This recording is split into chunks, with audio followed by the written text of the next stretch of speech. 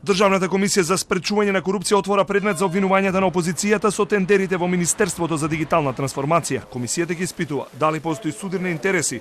Проверките за Андоновски доаѓаат откако опозицијската СДСМ обвини дека се работи за конфликтни интереси и сомнежи за корупција, поврзани со две јавни набавки во вредност од 50.000 евра, кои ги добила фирма во сопственост на сопругот на државната секретарка во Министерството.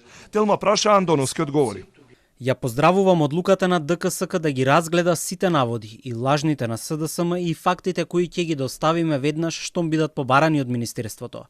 Што се однесува на случајот со јавната набавка во Министерството за дигитална трансформација, СДСМ веќе трет ден се обидува да ја манипулира македонската јавност.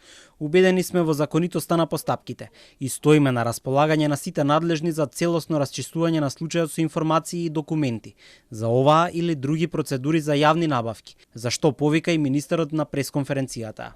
Во комисијата веќе има еден отворен предмет за министерот откако беше откриено дека неговиот татко Љупчо Андоновски станал советник на премиерот Мицковски, а неговиот брат Игор Андоновски на крајот на декември бил назначен за началник на најголемиот скопски сектор во Агенцијата за национална безбедност.